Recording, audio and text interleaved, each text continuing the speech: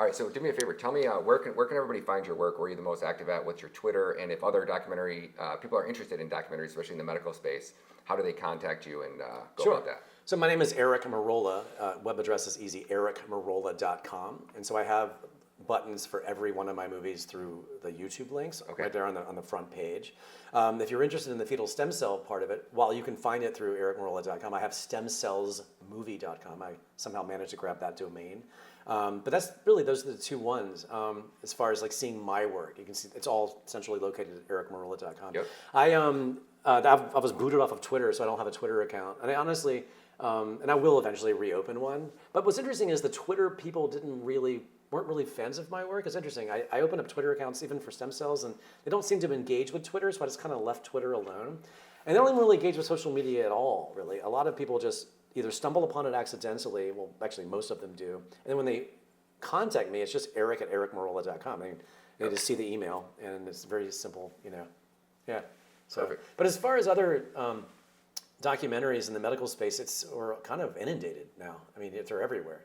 And at the time, like I said, I think I was the first ever to do it. And so much so that even people that believed in what I was doing, they just said, Eric, you're gonna fail miserably at this. Like, there's no way you're gonna get anywhere with this. And they were all completely surprised when it exploded. It's like, and I think I honestly created a genre. Like there was no medical documentaries that bucked up against the system until after I released mine. I swear to God, I didn't design that. But if you look back at that time period in 2010, look for any other medical documentary, you can't find one. It's fascinating. Now they're everywhere, I've been making documentary films since my first one was released in 2010. And so about 15 years of my life has just been exclusively documentary film work. I guess I can call myself an investigative journalist, but I love diving into things that involve like innovative technologies. And so the first many movies I've done had to do with innovative medical inventions that the industry was not so happy about.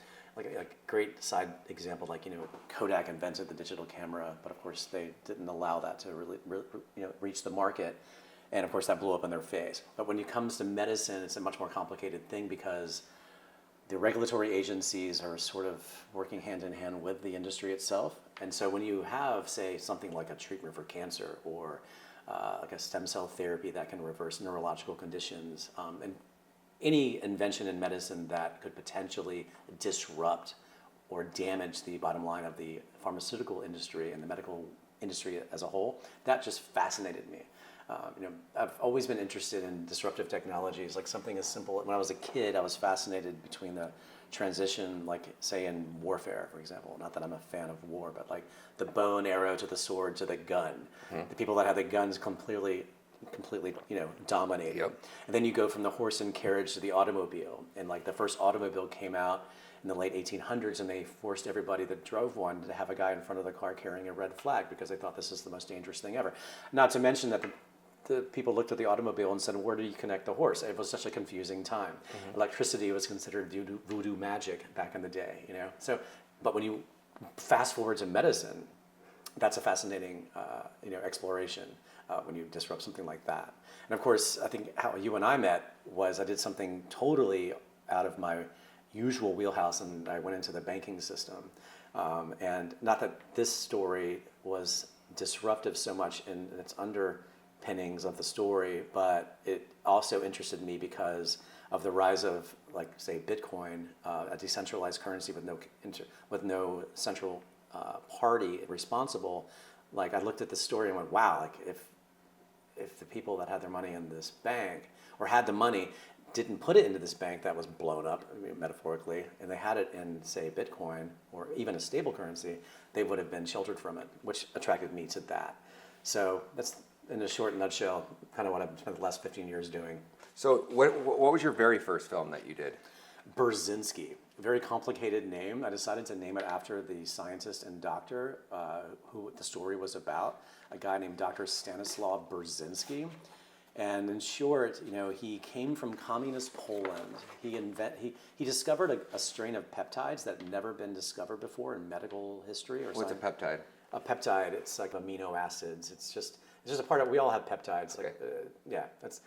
I can get on it. No, that's good. I just want our audience to have an idea. Well, just imagine, like, one guy put it the best. Like, Burzynski was getting his PhD in biochemistry after getting his medical degree in Poland, and he found a strain of peptides back in Poland that had never been discovered before. And as one guy put it, it's like finding a bunch of new islands off the coast of Miami. You're like, how could we have not ever seen this before? And he didn't really know what it meant, but he had, like any curious scientist, he knew it meant something. So fast forward, he escaped communist Poland. And by the way, the Communist Party tried to reel him in. This was the late 60s, early 70s. Like we've heard stories about the Communist Party where if you're a superstar, they want you to be, especially if you were born and raised in a communist society. So he just kept refusing to be a part of the party. And so they kept sending him to like these Arctic mountains, to like be in a tent and, working for, just they tortured him, metaphorically, and just like harassed him. And he finally escaped with like $20 in his pocket. He was only allowed something like $5 American to leave with, and he shoved the other 15 in his crotch.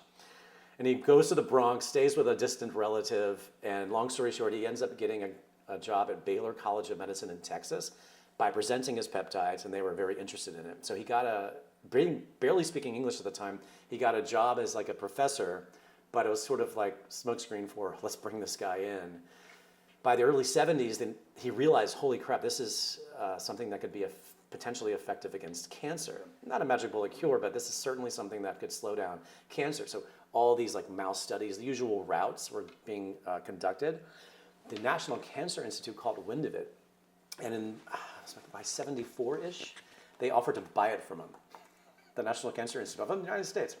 And he said no, because you got to think about it. Like this guy came from communist Poland. Like he didn't trust the governments anyway. And he was just kind of his personality anyway, just very strong-headed. It's his invention. I'm not going to just sell it. Just. Fast forward, by the late 70s, he realized, after developing it, he realized that since he was in Texas, and by that point he had become an American citizen, blah, blah, blah.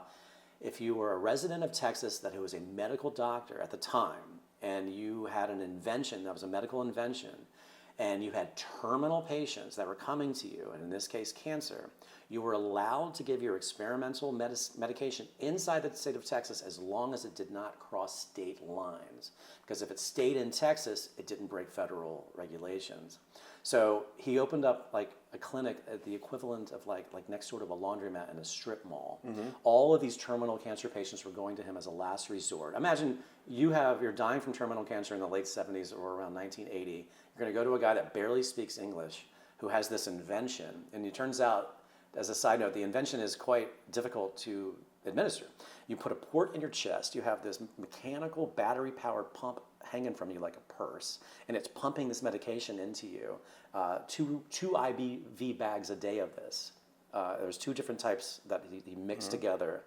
And so anyway, he started curing people left and right, not a magic bullet. And it wasn't until he started curing people and the word got out, people were traveling from all over the United States, California, Washington State, Virginia. And then they'd have to stay on the medication because you'd have to stay on it for sometimes up to a year, especially in the really severe cancer cases. So, of course, they go back home with the medication, cross the state lines, everything blows up in his face. And so the Texas State Medical Board tried to take his medical license away on the state level first, even before he got into federal trouble. And then the FDA went after him twice. Two sets of jury this spilled into the 90s. So it ramped up in the 80s as far as the state and federal governments trying to take him down. And by the time the mid-90s rolled around, two sets of federal trials at the federal court in Austin, Texas, of the FDA tried to not only stop him from what he was doing, but put him in prison for some 300 years because they did the usual, mail fraud, because they were shipping medicine, interstate commerce, okay. And anyway, all the maximum sentence was like 300 and some years.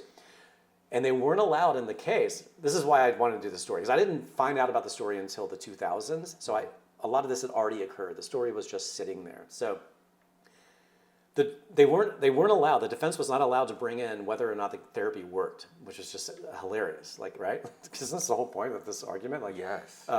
It was all about the breaking of the laws, interstate commerce, mail fraud, et cetera. So inevitably, when they brought witnesses to the stand, every patient was like, "Yeah, he cured my cancer." So Yes, I had to get the medicine because my cancer was going away. Of course I accepted this interstate, anyway. Yep. And so long story short, 2 sets of jury trials said not guilty. So the first set of jury trials let him go, not guilty. FDA takes him back to court again within a year.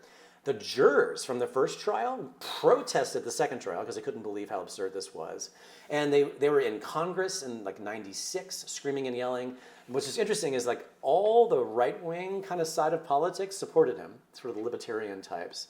And all the left wings wanted to take him down. It was a really interesting thing to watch in Congress. Not that I'm very agnostic politically, but it was an interesting thing that also added to it all, to see this. So you had, I can't remember the names of the people now, but it's in the movie. But so you had all of that. And then I realized that once that had been finished, he's operating still. He's still operating in Houston, Texas, and even is to this day in the year 2025. So long story short, so I didn't have a lot of documentary experience. I'd worked on films, kind of PBS specials and whatever in post-production sense. And I knew I was very unhappy in my days of advertising. I was working on Madison Avenue as a creative because it was very lucrative, even though this wasn't what I wanted to be doing the rest of my life. So I'd call in sick to work, charge up credit card debt, and so Burzynski didn't trust me at first because I had no documentary credentials, and as everything I said, why would he trust me? Yep. So I said, okay, well, can you at least do this? Are there any of your patients willing to talk to me? And so I said, I only want to speak to people that have never touched chemotherapy or radiation. I had a verified biopsy that verified their diagnosis and only had your therapy. So he gave me a handful. So I found one woman with a brain tumor, terminal brain cancer, who was cured by him. She was an adult. She was, I guess, at the time around 30 at the time. She's now still alive with kids, family. Wow. I found a 7-year-old with stage 4 kidney cancer. He completely cured because the reasons the parents wanted his therapy was because the chemotherapy regimen would have killed the kid anyway, because it would have given so many side illnesses that would have threatened the kid's life, not to mention brain damage that could happen to a kid with chemotherapy. And then the third one, I said it's a bunch of them, but I included 3. The point is they never touched traditional therapy. So I made a little 30-minute edit, showed it to Burzynski, and he was like, okay, this guy clearly is on my side here. So anyway, I made the movie thinking YouTube had just gotten started. And I thought, at least it's something that I care about. I'll throw it up on YouTube. It's this new thing, But it ended up being like this smash hit, and it ended up getting into all these film festivals. I ended up getting it reviewed by like Variety and the LA Times and all these like very mainstream media outlets. And by the way, I feel confident in just saying that I'm the first guy that ever opened up this genre. There wasn't any medical documentaries like this where you covered an invention, especially cancer, where the government tries to take it down. Yeah. You know what I mean? And not only do they try to take it down, like in the movie, it's been so many years, the National Cancer Institute rears its ugly head again and says, oh, okay, let's make clinical trials again for your therapy. The National Cancer Institute rigs the trials to fail, all documented. This is in the movie. And one of the lead investigators in the National Cancer Institute was a former Burzynski scientist that they recruited and paid off to join them.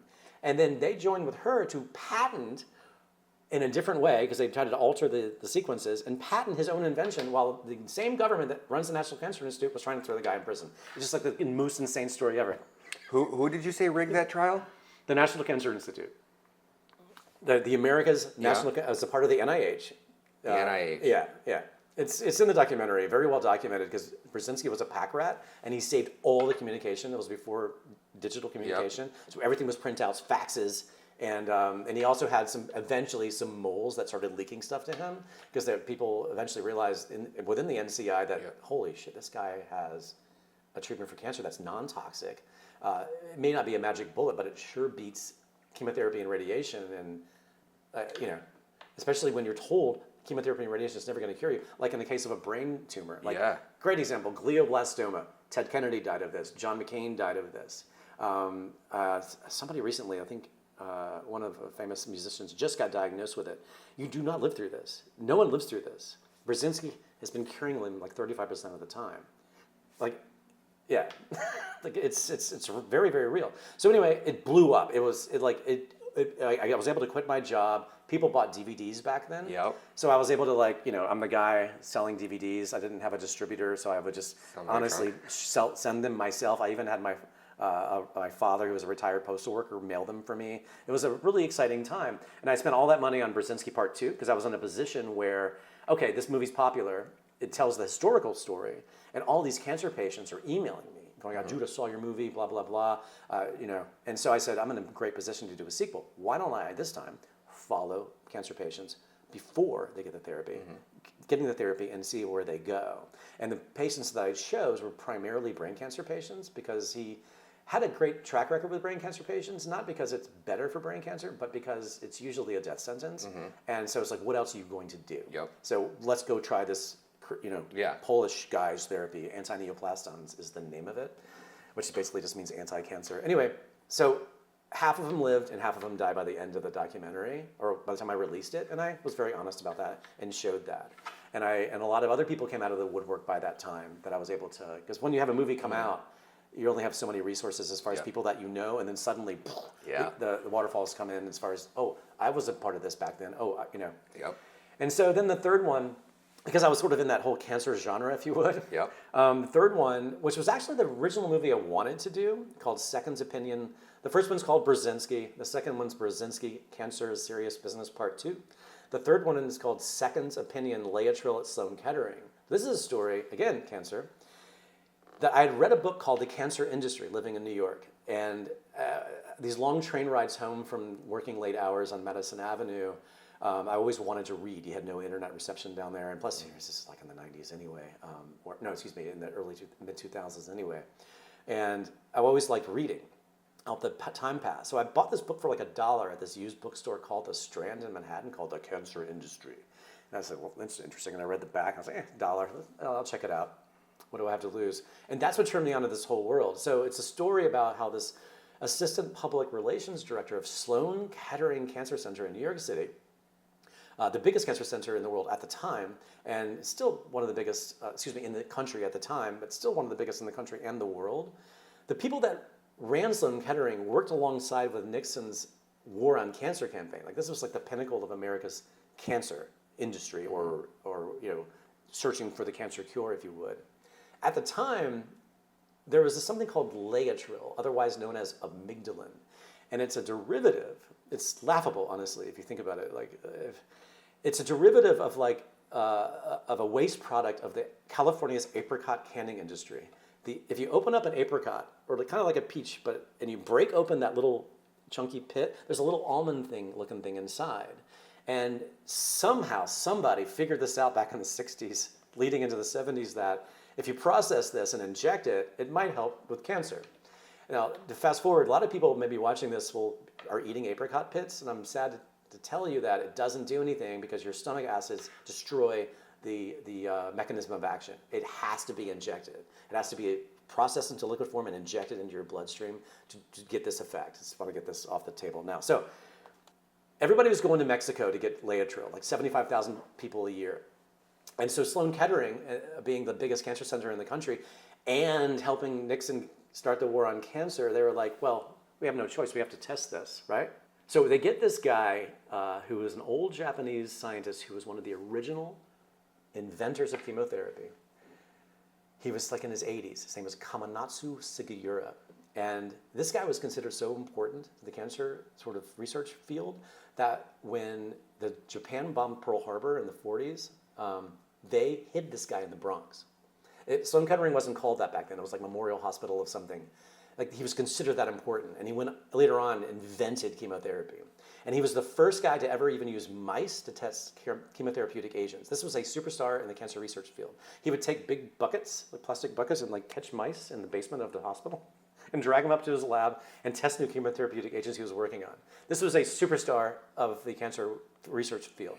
So they go, and he was in retirement, but he loved his job so much by the time they wanted to test Laetrile or amygdalin. So they hand him the job.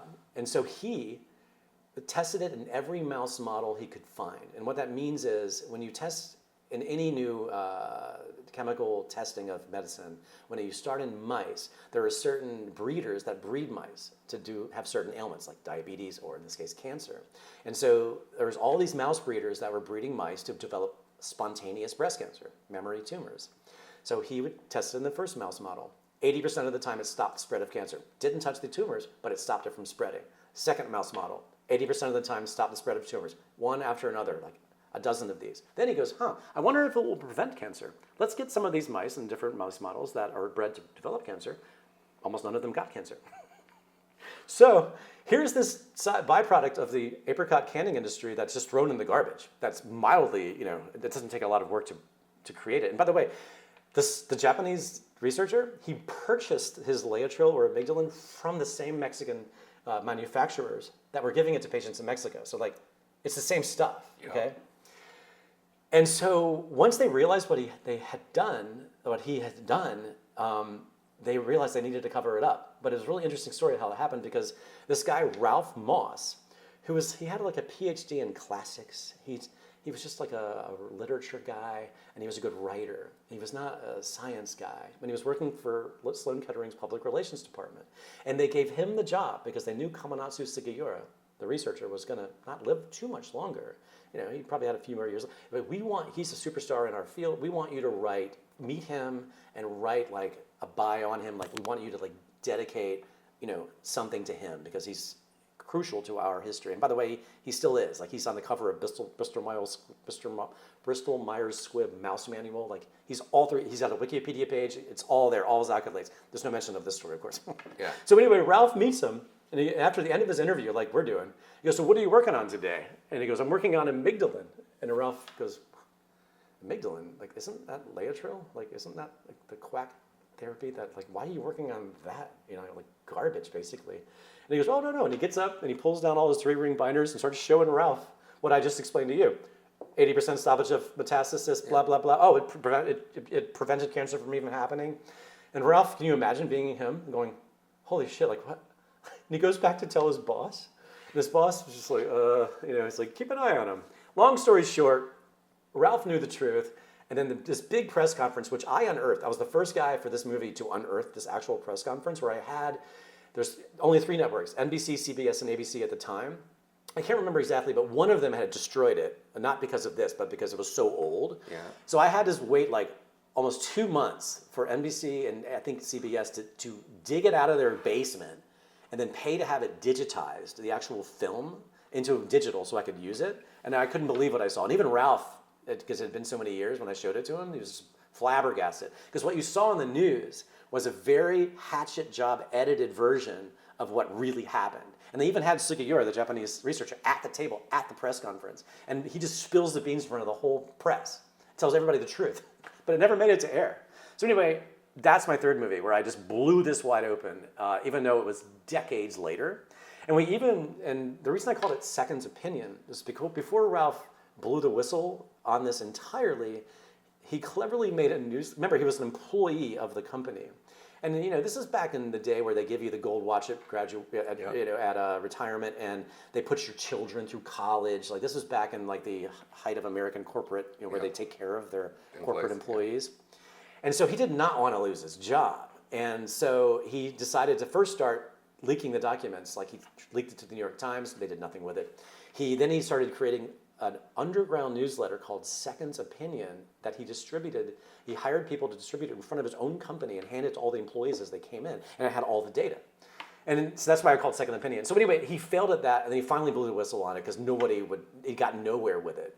So anyway, so the point is, as I bring this up, is that for the 2014 release, we opened it in New York City in theaters, and we resurrected the Second Opinion newsletter.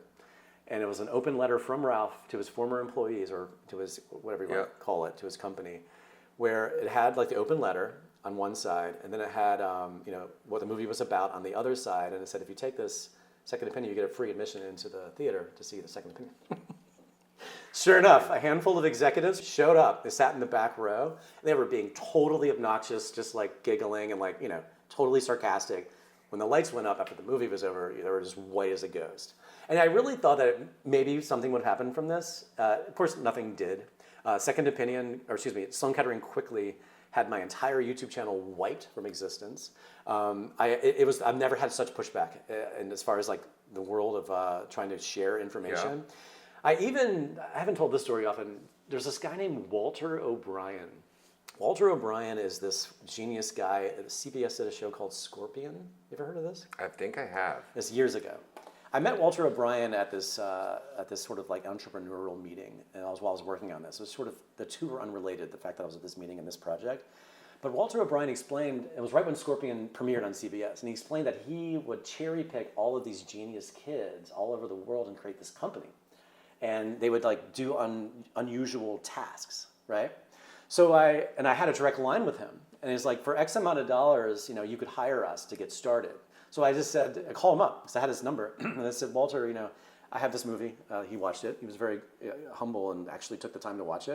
And I said, he said, what's your goals with this? I said, well, I want to try to get Sloan-Kettering to come clean about this. It's okay if they don't want to follow through on this, but they have to at least acknowledge that their own company and their leading researcher at the time found these results.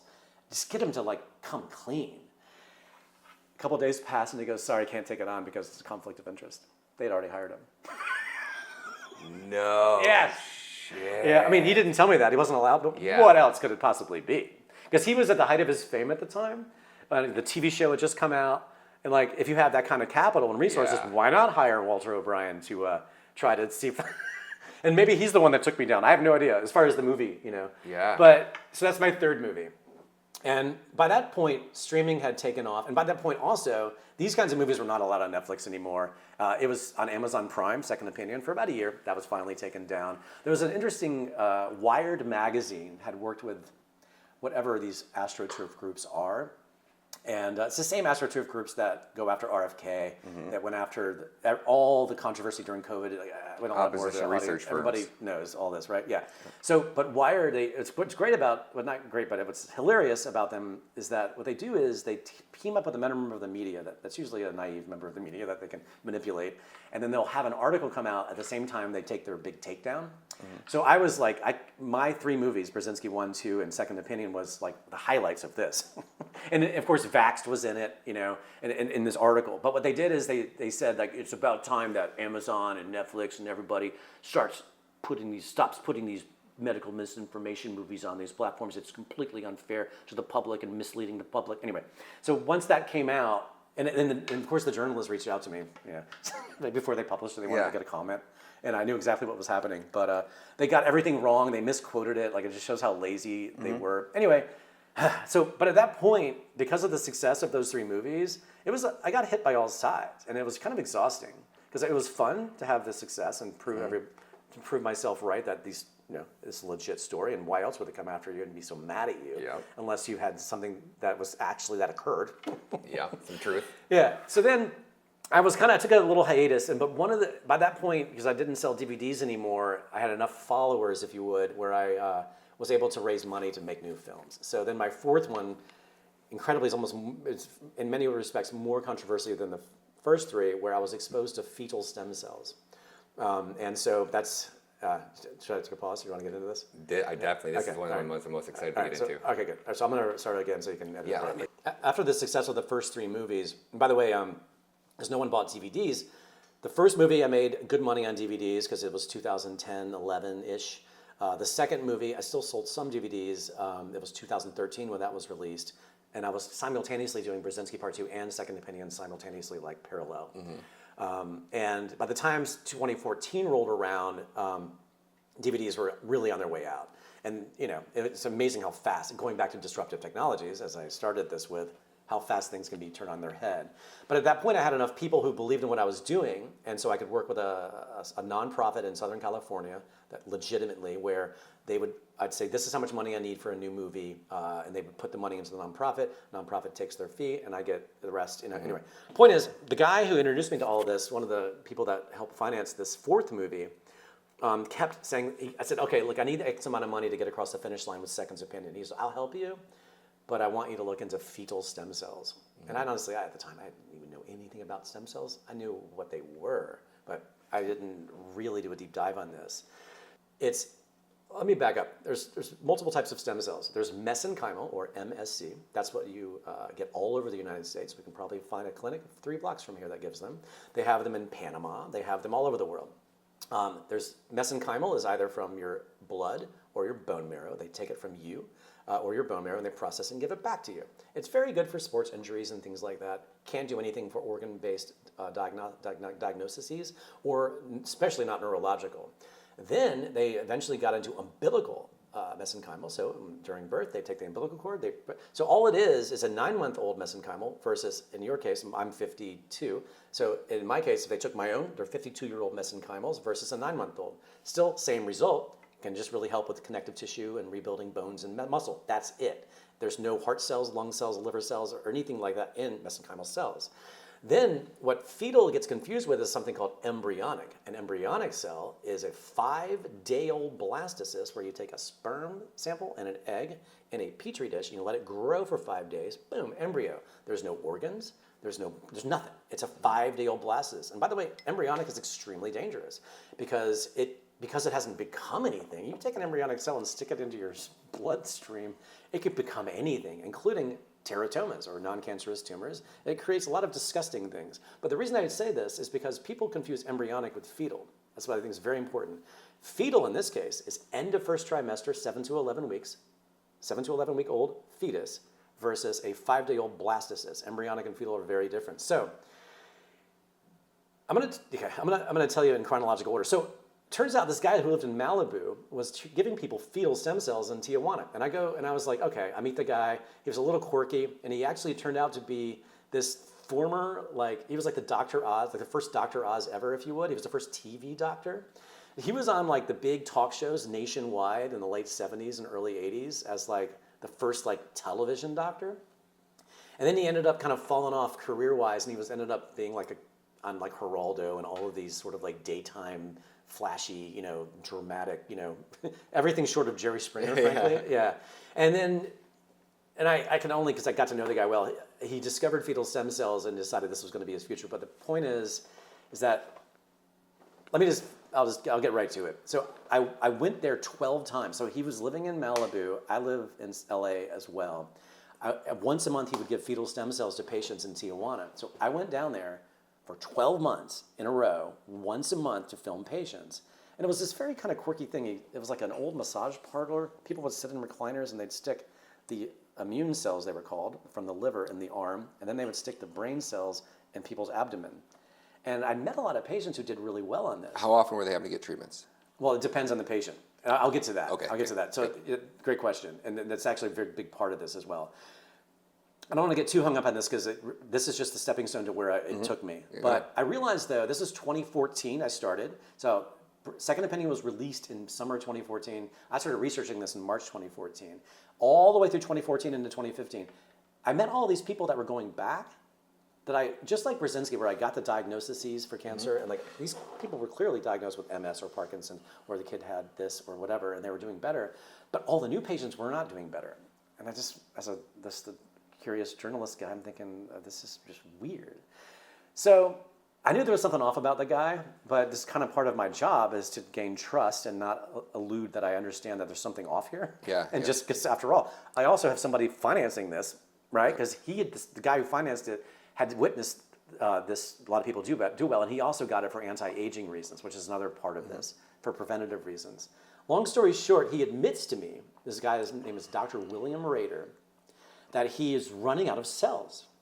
I'm thinking, but he had told me that he was getting cells from the country of Georgia. I'm thinking, well, if you told me you're getting the cells from the country of Georgia, from voluntary abortions, and you're running out, so something's not adding up. Then he goes, yeah, I'm trying to replicate them on my own. I'm like, okay, I don't know anything about this. And so, long story short, he purchases these chemicals that allegedly you're able to do this. And you're supposed to be able to, when you replicate stem cells, you have to, like machinery, sterility, technicians that know what they're doing. This guy was taking flasks in his kitchen, and I'm not kidding. And he told me this. And I didn't even really understand what this meant. So then, a month later, I go back down. This is the 12th, I think this was the last time I went. One person dies, and almost everybody else ends up in ICU. And I'm thinking, I just was putting two and together. I was like, oh my God, did he just screw up the... And I told the guy financing this, it's like, dude, I am out. I'm walking away from this whole project. I'm out. And of course, you can imagine the drama. Yeah, oh yeah. And I was like, I'd spent a year on this. I was like, dude, I'm not touching this. I'm not having anything to do with this. And then truthfully, I didn't really fully understand the technology. I was just kind of like with Burzynski, I was trying to follow people who were sick. There's this other alternative. And, and frankly, the fact that you're taking stem cells from aborted fetuses is quite a interesting topic. Yeah. And to be clear, people are not getting pregnant on purpose to get the fetal material, and it's really important to point that out because, like, when I realized how this is processed, they throw away so much fetal material for so many reasons, whether it be have a virus or bacterial infection, or it's been sitting too long before it's processed. But also, you need multiple fetuses for one therapy. So, like, I mean, even if somebody. It wouldn't even be profitable. That's immediately what people think. Oh, it's going to encourage abortions. No. I started poking around at this point, and I knew that he said he had been to Ukraine, Dr. William Rader. He had mentioned it on several occasions, and that the Ukrainians taught him the methods, Mm-hmm. So there's only one clinic in Ukraine that was called MCell. So I emailed him, and I just say, hey, I've been following this guy, William Rader. I explained kind of what I explained to you. Mm-hmm.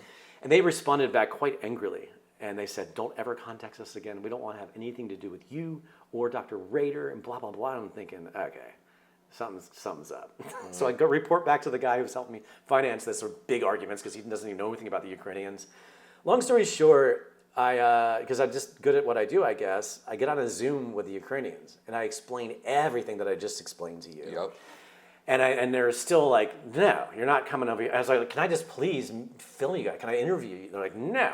I said, well, what if I come over like a paying patient? I've heard, and a lot of patients are telling me, hey, I'm making a documentary about fetal stem cells, and I haven't had it yet because it's very good for anti-aging and preventative reasons. It's extremely safe. Long story short, I fly all the way to Ukraine back in 2016 and get the therapy, and they let me film it. And behind the scenes, like half of the management was like, no way, you're letting people do this. You saw what happened last guy, some guy from LA comes in, that was a member of the media. Yeah. Anyway, and then the other half was when, truthfully, they were like, well, look at his previous work. Like, if this goes well, like, it could really shed a light on what we're doing. Mm-hmm. So you just imagine the drama. Yep. So I get the therapy, I film the whole thing. It's in a movie called The God Cells. I admit, I kind of obnoxiously called it The God Cells. I didn't know what else to title the darn thing. That's a great title. I didn't know what else to call it. Because in a way, biology, regardless of religion, it's, if God made it biology, this is just doing biological methods and thus doing God's work. Mm-hmm. All right? And anyway, I don't want to get caught up on that too much. I called it The God Cells, a Fetal Stem Cell Journey. So it took me 6 months from there to gain their trust to let me in the lab. So once they got to know me and know what my intentions were, and not to mention, I couldn't believe how well the therapy made me feel. I went in there by default, knowing it was safe, didn't have any clue how good I was going to feel. I didn't have any idea that this was going to give me such a boost emotionally, psychologically, mentally, intellectually, and physically. Like, all my blood work just goes perfect. And like, I'm obviously a very energetic guy and I talk very fast. But at the time of my life, I think a lot of ambitious people can relate. Like, I just imagine, like, if I had a stove with 6 burners on, I always had all these things happening. Once the cells kicked in, I turned off like half of the burners, metaphorically, and I just focused. I don't know how to explain it. It was like I had studied transcendental meditation for a long time without ever doing it, and I became more chill. All from fetal stem cells. Very odd. I don't know. It just did something to my brain. Because after all, I was injected with brain cells, in addition to everything else. So they finally let me into the lab. I'm able to understand the process of it all. I was also able to follow new patients that had not just gone to Mexico. And then I wrapped up the movie in a bow because I was honestly, in many respects, it was everything I could do to salvage this thing. I wanted to at least finish it. You're getting nearly 24 cell types from 24 different organ systems. Brain, lung, liver, kidney, pancreas, intestines. You're getting the endothelial cells, which is responsible for building all your capillaries and blood vessels. The pre-mesenchymal cells, I mentioned mesenchymal earlier, from the bone marrow or the blood. At the end of first trimester, all of your entire immune system, thus bone marrow, thus blood system, starts in the liver between 7 to 11 weeks. So before the bone marrow is completed in the fetal process, you are injected with that. into your system. So it's a very personalized therapy. So that's why I say it's a sliding scale. It's not just one shot. Day one, you get diagnostics. They do a full blood panel on you, way beyond anything you're going to get in the Western part of the world. Urine panel, and then they do an ultrasound of your abdomen to check out your organs. And if you have a neurological condition, for example, they're going to want to see MRIs and things like that. And then based on your age and based on how your blood looks, like whether you have high cholesterol or whether you have poor circulation, or if somebody has, say, type 2 diabetes, my dad had it, for example, they're going to give more of certain cell types than you would give. Like my dad, type 2 diabetes, couldn't feel his feet because of type 2 diabetes, a neuropathy, no circulation. They gave him a huge amount of the endothelial cells, which is the blood vessel creating cells, and much more than they would have given me. And so, by the way, within 2 weeks, his feet were like a baby's bottom, pink and perfect circulation.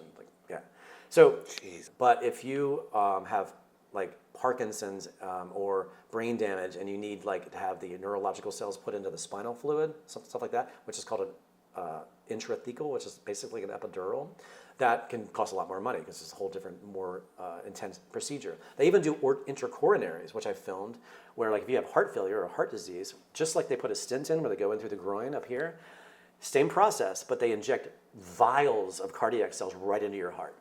Like that's much more expensive, for example. So that's what I mean by personalized.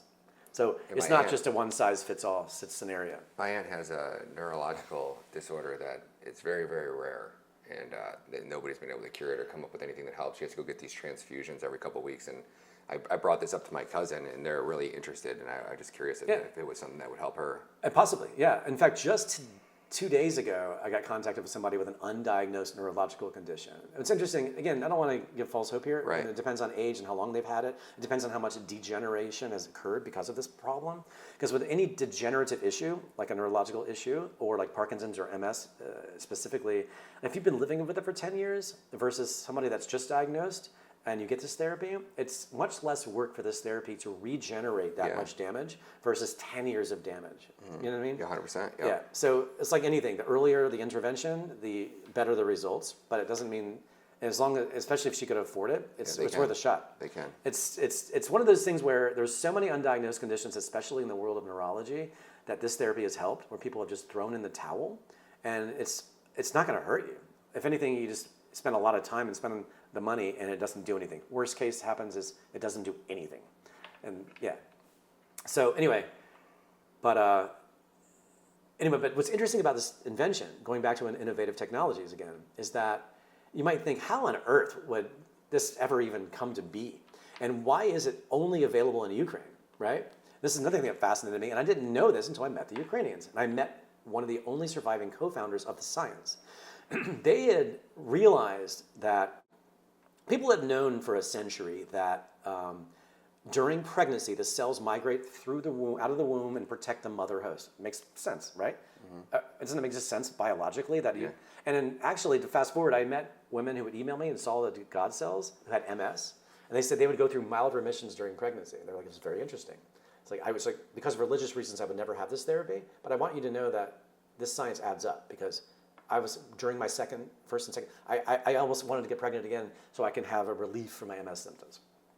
So anyway, these guys knew this, and they'd been around. This is all throughout the literature. It's known the cells leave the womb during pregnancy and protect the mother host. And one of the reasons they knew this is because one of the earliest things was the mother, female, gives birth to a son, male. They found male DNA, like when they would study the cadavers, when people had died decades later, and the brains and the hearts and like the various organs of a female, and they realized too that one woman, they would look back at the medical history. This woman had a congenital heart defect before pregnancy, and she gave birth to her son, and the congenital heart defect was repaired.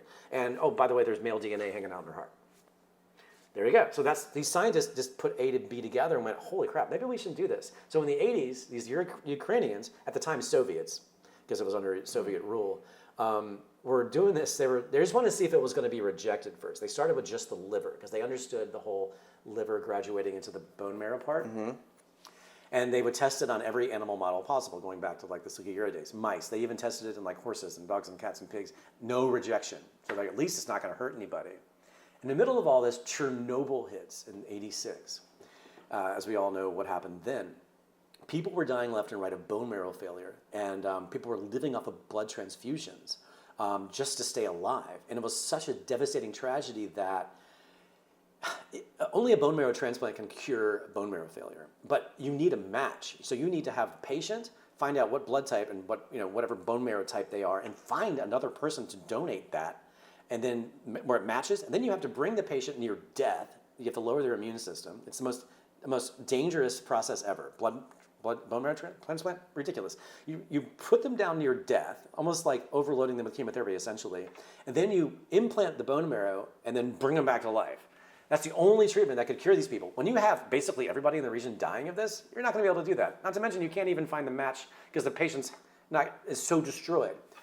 So these two scientists, who were later on the founders of M-Cell, they started approaching first kids. And they would find kids living off of blood transfusions that were at least kind of healthy enough. They were staying alive only because of the transfusions. And they said, hey, we'd like to inject your child with this thing we're working on. And I have one of them in the film, the first guy ever to be treated with this. And by the way, the parents didn't even know at the time, until I met them through Skype at the time, that what the hell was even given to them. It's in the God cells. But anyway, so they inject this kid with fetal liver cells.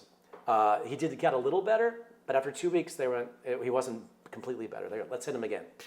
After the second round of fetal liver cells, completely wiped out his bone marrow failure, never had a blood transplant, never had therapy in his life ever. He's now married with children. And what? Yes. And they did this a lot. And so the Ukraine Ministry of Health witnessed this, and they said, okay, well, we obviously have to allow this through. So one of the scientists, one was like kind of the scientific brains behind it, they both were, but the other one was really good with bureaucracy. So the other guy, his name is one was named Smigadoop, and the other was named Karpenko. Karpenko gets a job at the Ministry of Health, goes through the bureaucratic process to get it properly run through and legalized in Ukraine, and that's the only reason why it's legal in Ukraine and nowhere else in the world. That's sort of the backstory. Wow, I know, man. I know. Holy shit. So anyway, yeah. So I went on. So after that, I did the Andorra Hustle, which we'll talk about. And then while working on the Andorra Hustle, I did the true Ukrainian fetal stem cell story called Ukraine Fetal Stem Cell Pioneers.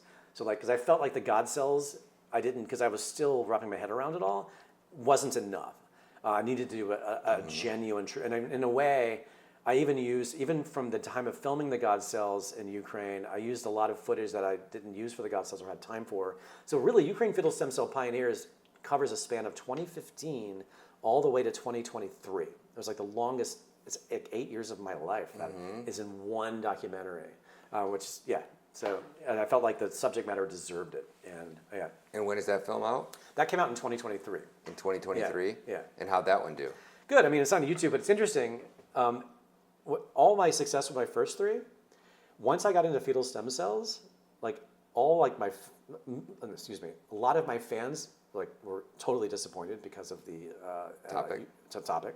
And then all of the people that helped promote me, I had everybody during those first three movies, like Russell Brand and Tony Robbins and all these people promoting me on Twitter, saying, you got to see this movie. And other sort of people that are sympathetic in the alternative health world that have huge followers, big fans of mine, movie 1, 2, 3.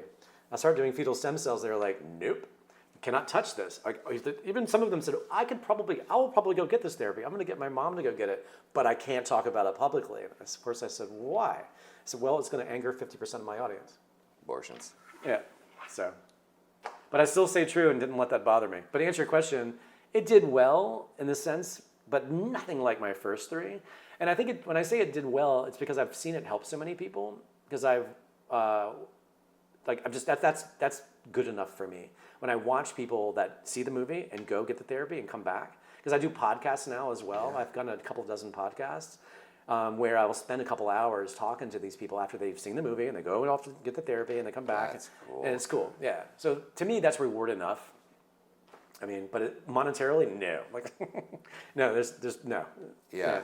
But luckily, again, I had it funded, so at least I got Right. my rent paid and now my flights paid and all of that. Yeah, man, and it is, when you break even on these films, it's like if you're helping people, even if you're just breaking even on them, it feels like you're doing something, you're contributing to the greater good of humanity almost. Yeah. Before we get into the Andorra stuff, I wanted to break down some of what you the pushback that the FDA and the NIH and the NCI these are the government agencies that are supposed to protect us and are basically created to kind of push humanity forward to that next, I guess, pinnacle of civilization. But it seems like they've just become gatekeepers now. Well, yeah. I mean, what the regulatory agencies were originally designed to protect the public.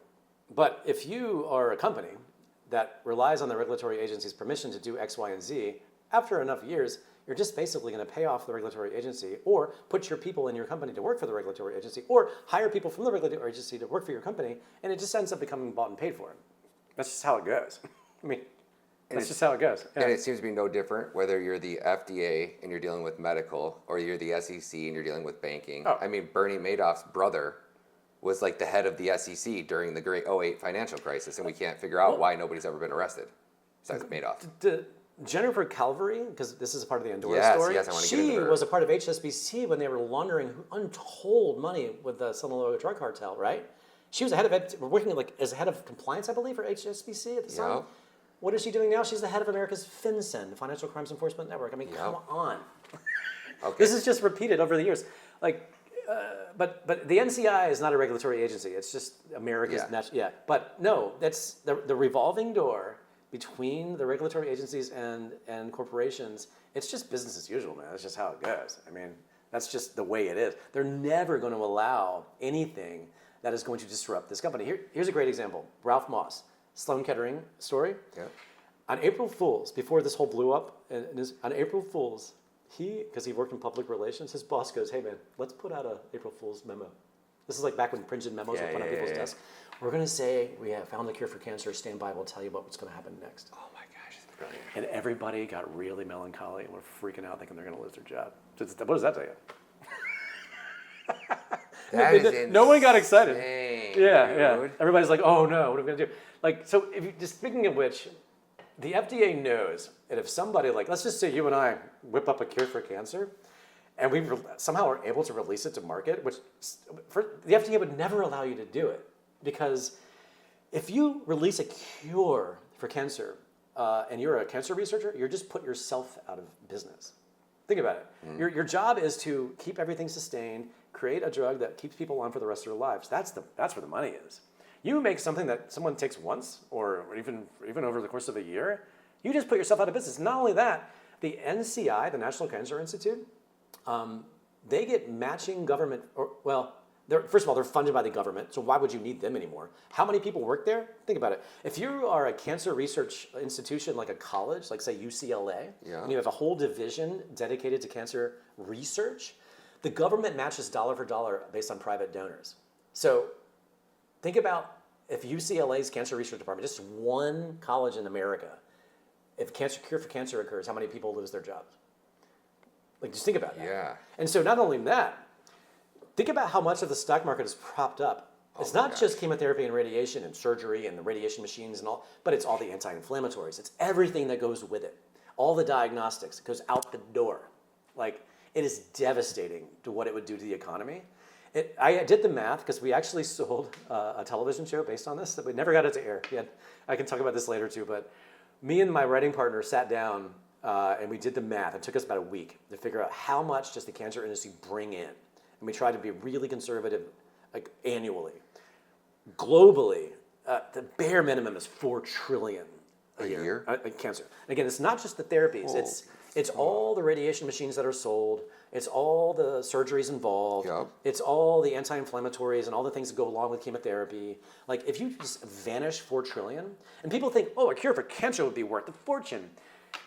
You might wait, what, $1 trillion a year? You're still throwing $3 trillion down the drain. Like, you know what I mean? Of global market, and not to mention that's it. It's over. It's over. Whoa. Because if you can find a cure for cancer, you probably could find something that prevents it too. That's what I was literally just thinking to myself. All the same. It's all in the same, Because then once you find the cure, then you find the preventative care for it, and then you no longer even need the cure because. And frankly, Laetril's already there. If everybody got Laetrile once a month, it's like $100 worth. I mean, injected into their arm, because you'd have to find a doctor that would do it, of course, because you can't get it done here. You probably could prevent cancer across the country, if not the world. You know, it's funny is all of a sudden, Putin put out that video where he was talking about Russia had developed a cure for cancer, this cancer vaccine, and he was going to be releasing it, and it was like weeks later the Ukraine war started. And it's like there's this much money and this much power. I'm not saying that that's connected in any way, shape, or form, but it's funny the length that our government will go. Well, what's interesting too is the guys in the government that are stopping this, they will get this therapy. Do you know that Jackie Kennedy was lined up to get Burzynski's therapy right at the last minute and she didn't make it? I can't tell you the names, but I can tell you humongous oligarchs have gone to Burzynski. Very big people have gone to him. And been cured? Well, usually they go when it's too late because what happens is, but they still sought it. Yeah. Some of the same people that are responsible for stopping this. But what happens is when you're that big, you're told, you're brainwashed into thinking you've got the best possible doctors. Yeah, 100%. And once the best possible doctor in the world goes, dude, you're done. Then you go, oh, then you go to Burzynski, unfortunately. Yeah. Yeah. But what I do, since we're on the subject, I do something called Gallery, ends in an I, not a Y. It's a blood test. It's expensive, like $1,000 a year. And it can pick up cancer cells at the blood level before the tumor is formed. I do that every year because of my BRCA2. And I also get a full body MRI. I just had my first one about a month ago. So I'm going to start doing that every 12 to 24 months. I mean, it's a lot of out-of-pocket expenses, but it's if you can catch it early, because that's the name of the game with this illness, unfortunately. Yeah. You talked a little bit about the pushback. You had said you got taken off Amazon. Multiple of your documentaries have been taken off All Amazon. of them, except for the fetal stem cell. Here's what's interesting. Sorry to interrupt. No. They've left the fetal stem cell subject alone. I'm still on Amazon and with my God cells and the Ukraine Fetal Stem Cell Pioneers.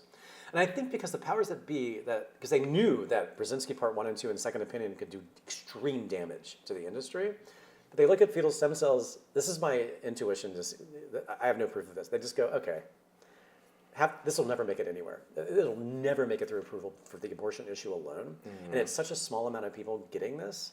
By the way, it's less than 30,000 people worldwide since the 90s that have ever had it, and I'm one of them. I'm dead serious. I did the math on that. I went through all the patients that Rader had ever treated. I'm ballparking it, and I asked MCell to give me, not names, but how many patients have they treated? Not repeat patients, just individually. It's around 30,000, and I've had it 9 times, and I'm one of those 30,000. So my point is that why push back on something that no one's going to pay attention to anyway? Mm-hmm. They're leaving that alone. But yeah, so I've had Burzynski is the best one because it'll get on a new YouTube channel. It just happened a couple of years ago. Get 1 million views in like a week and a half and go get wiped. And then it'll pop up over here and it'll take off and then then they take it down, for medical misinformation. If you put it on Facebook now, it'll have that little disclaimer. This is medical disinformation. You cannot, yeah.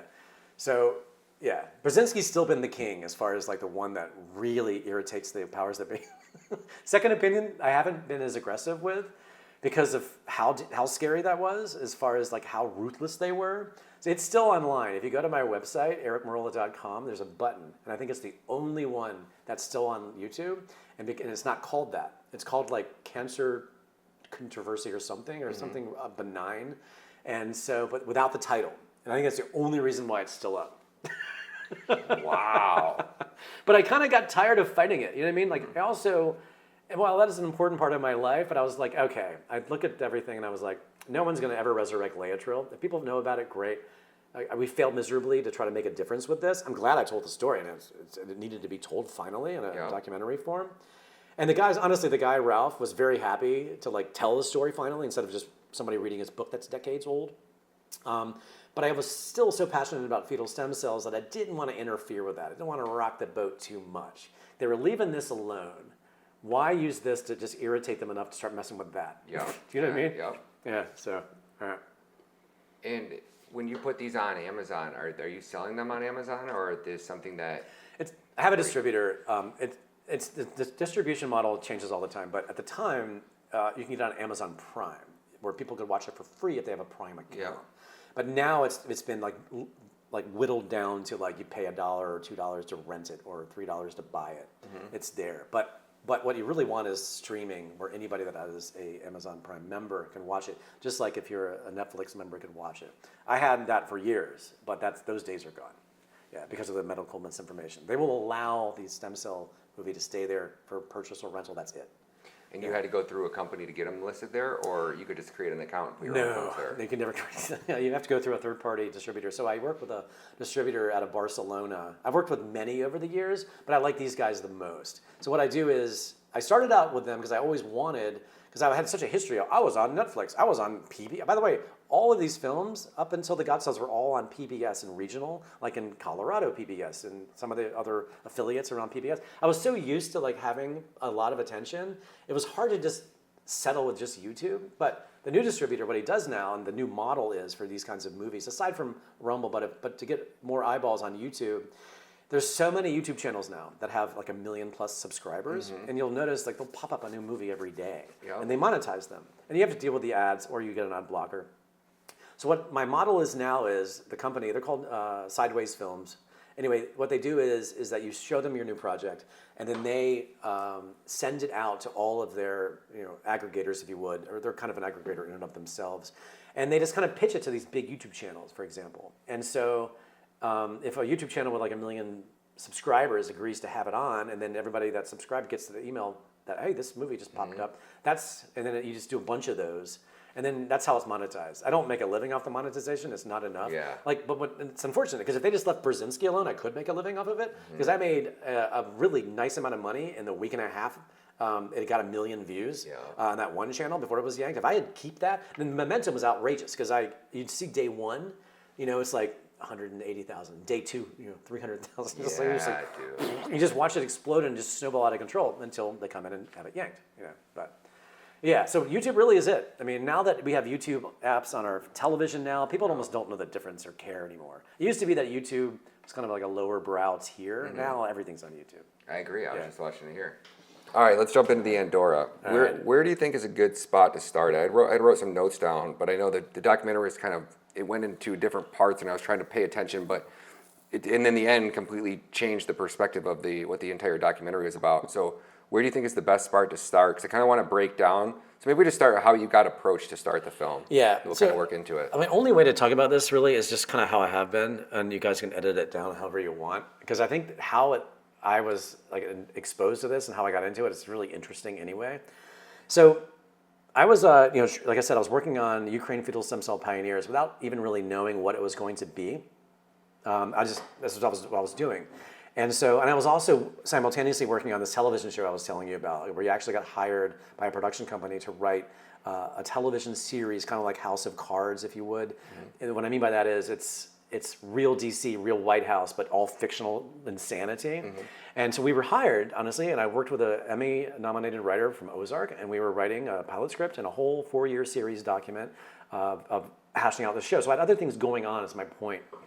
And a fan of my work that I had known some of his people for a while, calls me up, WhatsApp me out of the blue. He's like, dude, we love your work, blah, blah, blah. Remember us? Yeah. I was like, do you want to do a documentary about the corrupt banking system? And I was like, sure. I mean, frankly, like, I would love to do something that's not necessarily in medicine. I've been kind of like in that world. And that's really all I had to go on. And so I was flown by the way, this was very clandestine, and I'm just going to keep it that way. Because that's just, anyway, I know who this person is, but because of, I think by the time you get done hearing this, you'll understand why we want to keep identities. Yeah, because identities are secret. So if I had said, look, my wife is my production partner. She's going to fly down too. Like, if I'm going to do something like this. Yeah. And by the way, I kind of tried everything I could to kind of make them go away. Because every time I've been approached with many documentary ideas, and they realize how much money it is, how much time it takes, and they go, nah, they just fizzle away. Yep. Not this group, this person and his people. And I kept saying it. This is expensive, blah blah blah blah. Like, this is going to take a long time. Oh, we know. Anyway, so I fly down. I basically explained that. Is this source one you're talking to, or a group of people? Well, this is the first source. Source one. This is the first source. This is the person in group that financed me to do it. Okay. Call him source one. But he wasn't. This group wasn't really a source. In fact, as we'll find out later, he didn't know what was really happening. Okay. That's what was so interesting about the story.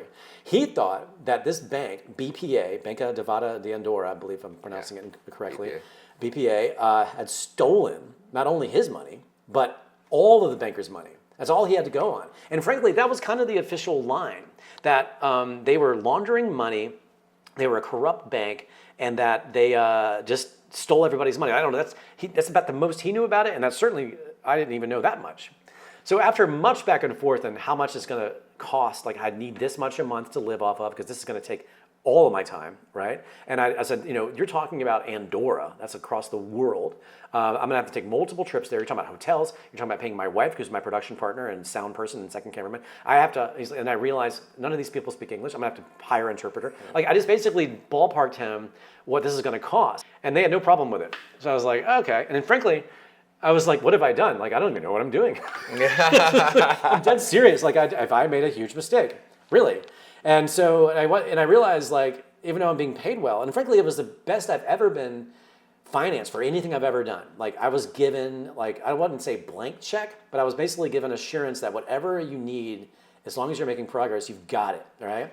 So I went there first, and everybody's seen the movie. There's two women that speak Spanish and Catalan in the movie. They're two lawyers, females. That's my only lead, because they had been pretty vocal after enough Google searching that they had represented a vast majority of the clients that were banking at BPA. And so they agreed to meet with me. So I fly to Barcelona with my wife. Actually, I was in Ukraine first, working on my thing.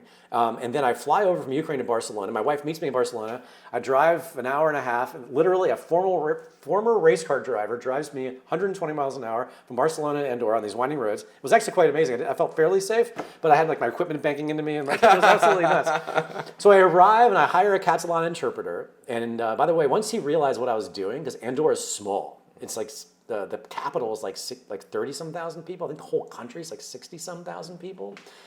And I just said I'm working on a documentary in Andorra. I need a Catalan interpreter, speaks Catalan, French, Spanish. And once he realized what I was doing, he was like, oh no, he almost quit on me. I was like, dude, come on.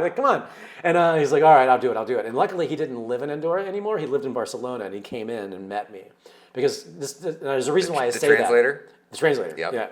So anyway, I interviewed those two women first to kind of get an idea of this. And it was them explaining basically what the interview shows, that all these people lost their money, that they had no evidence at all of money laundering whatsoever. I'm like, that's interesting. Like, even though, and it's kind of, it's known as a kind of like an offshore place. There's multiple banks there that, and like Andorra itself, it's kind of like a giant duty-free airport zone where all these cosmetics and like all these luxury items are sold duty-free. They also have huge tourism. They have amazing skiing and amazing mountain biking and all these extreme sports, but banking is a big thing. And where it's located, I saw passing people that were from Russia, from China, from all over the world that were there, very well to do. You know what they're doing? They're doing banking there.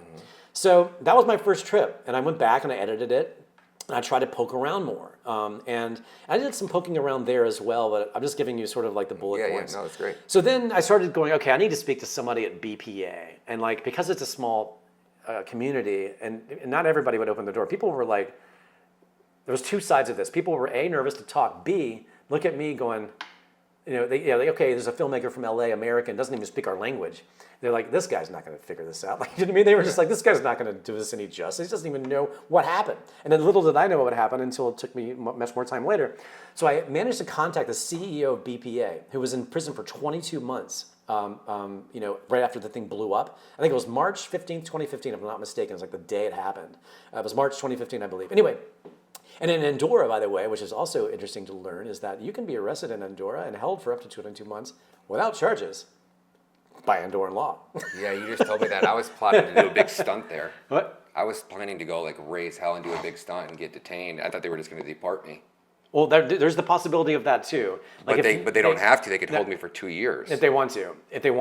But like, they have been known, like if you become a homeless person in Andorra, that'll drive you to the border and drop you off. If you get caught stealing or something, they're going to drive you to the border and drop you off. Like, I wouldn't risk it. Yeah. You could try, but just not worth understand. it. But that is kind of interesting about Andorra, is that they will just kick you out of the country because it's so this takes them no time to 10 minutes, yes, drive you to the yeah, border. yeah. And also too, as a side note on the abortion issue, because Andorra is a co-principality, the only one like it in the world. You have a president, but then you have two co-princes, and one of them is a member of the Vatican. So abortion is illegal in Andorra, but the Andorran government pays for your abortion if you just anyway. Oh, wait. So explain the principality. It's like medieval like times. Like this place. It hasn't become a democracy, Andorra, until 1993. I outlined this in my movie. So it's like a leftover kind of way of governing from like the ancient days, where two princes, so co-principality. So the prince at the time, the Prince of France, and the Prince of Spain appointed by the Vatican would rule and govern Andorra, okay? And it's a bloodline thing, kind of like kings and queens in England. But now, because France is a democracy, there's no prince, so now it's the president. So the president of France is the co-ruler of Andorra, and then the latest prince of whatever, from Spain, excuse me, whoever's appointed by the Vatican from Spain is the other co-prince. However, even that said, it's kind of all for show at this point, kind of like how England is. Yep. You have the king and queen and blah, blah, blah. But you still have an elected president of Andorra. So it's just kind of silly, to be honest. But that's the way it's designed. Okay. So the French president doesn't have that much influence over Andorra's decisions, other than like bureaucracy a little bit. And then, of course, the Vatican does have influence. That's why abortion is illegal in Andorra. Yep. That's about it. It's not really pertaining too much to the story. And how often do they get appointed to those roles? You'd have to look it up. But I think it's until the new president is reelected. There's the whoever pops in. And then, of course, the guy from the Vatican dies, like the Pope. Yeah. Yeah. Oh, wow. Okay. And who was in charge of those? Who was in charge of the country at that time? Of the BPA explosion? Yeah. God, I can't remember the name of the president right now. Oh my gosh, I should know this. I know Rajoy was the president of Spain, but you know what? Forgive me. That's okay. That's all right. It's a hard name to pronounce as well, but he's in the movie. It's not the same president that's there now. Okay. But, yeah. All right. I was just curious. I just feel it over. He's not as relevant. I mean, but yeah, because what we'll learn when you dive into it, that Andorra just had to kind of bow down. And it doesn't really matter who anybody else, any president would have done the same thing. Not that it was a right thing to do. But so anyway, so the CEO says, I can't talk to you. My lawyer will not let me go on camera. Like, I'm still in the middle of a court battle over this. I'm thinking, what? Like, I was there in 2019. It had been 4 years. Again, I was just so naive. I had no idea what I was getting myself into. And he goes, So this all happened in 2015. Yeah. And then now you're 2019, just starting to dig into it? Yeah. Okay. Yeah, yeah. And remember, I went in cold. I'm like Sherlock Holmes, dude. I was not only an investigative journalist, but I was Sherlock Holmes. Like, I figured out the story. Like, none of the mainstream media had told the story yet. Because none of the mainstream media was either A, allowed, or B, understood it. So I'm fast forwarding here, but then the CEO puts me in touch. I'm actually in a hotel I learned later that one of the owners of BPA owned. So I didn't realize this, but they sent me there because it was protected, because they owned it. That's how deep this goes. So not that I would have been killed, and I'll tell you a story later about how I was in a not so friendly hotel and had to run. Not for my life or being, but they wouldn't let me film any there anymore. And it was enough harassment where I had to pack up and go. Yeah. Because it was owned by another competing bank that wanted to make sure the true story was not going to come out. So anyway, so I'm at this hotel. I think it's called the Plaza, I believe. There's a plaza there. Anyway, so the CEO just arbitrarily introduces me to this guy, Joan. He was in the movie. I opened the movie with this guy. And he said, meet Joan. And he also, truthfully, John spoke way better English than the CEO or most people I met.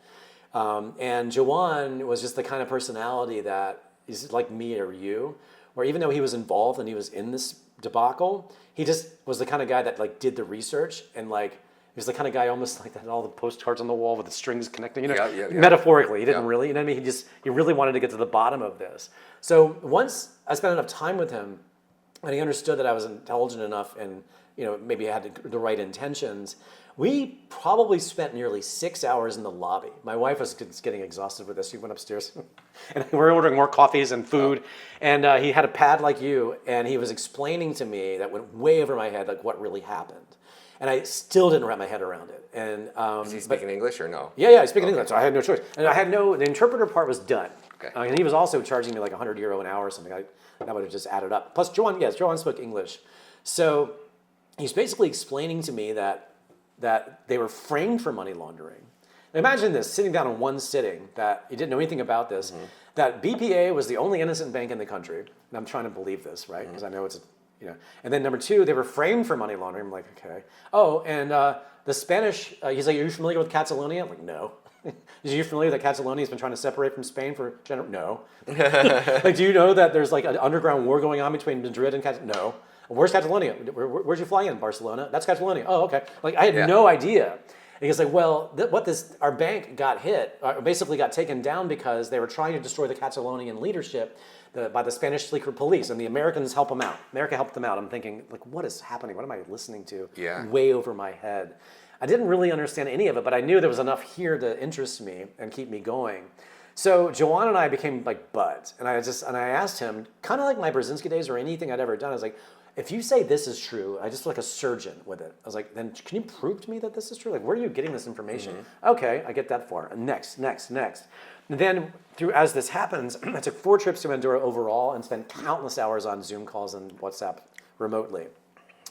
So as I'm gaining more of his, as he's trusting me more, I'm meeting more of the bankers. They're kind of coming out of the woodwork. And some of them had left Andorra. I met some of them in Barcelona. And then, I can go back on this, but basically, once I understood what was happening, what was also fun is that he'll probably be watching these people, but I told him what happened, what I learned, and he didn't believe it. The person financing this, he didn't believe it because they were so set on corrupt bank stole his money. Yeah. They didn't understand that the Catalonian fight, they didn't understand any of this. Yeah. And it took a long time, understandably, to wrap their head around. Like, they wonder if they made a mistake. Now I'm looking in a different direction when they thought I should be looking at the corrupt bank. And it turns out the bank was the only non-corrupt bank in the whole country of Andorra. Yeah, and at that time, we didn't understand this big regime change and how our government's involved with overthrowing other governments, and this is just another day for them. But this wasn't as big as that. What happened was, so speaking of that, so what happened was, the goal was to destroy. Okay, so Madrid in Spain has been trying to go after Catalonia for generations. It's almost like as if the Catalonians are Jews in Nazi Germany. Like, it's like they've been constantly repressed. And for years, and I show this in the movie, like in the time when Hitler was still alive and Franco were both still alive, you would be beaten or imprisoned if you were caught speaking Catalonian, which is the official language, Catalan, which is Andorra's official language. If you were caught reading a book in Catalan, you would be beaten and imprisoned. It was like they were trying to erase the Catalan, culture, if you would. Spain was. So the Spaniards were going after the Catalonians. Yeah. Okay.